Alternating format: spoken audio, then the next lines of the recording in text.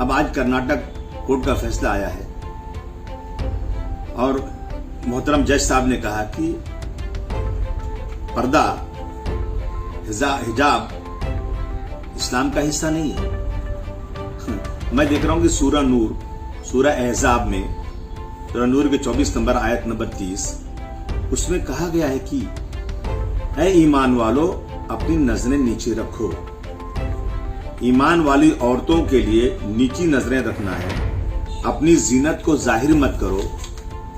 कहा गया है, इस्लाम में कहा गया है, अल्लाह ने फरमाया कि ऐ नबी अपनी बेटियों से औरतों से कह दीजिए कि अपने ऊपर सर से पैर तक चादर ढांप कर रखें।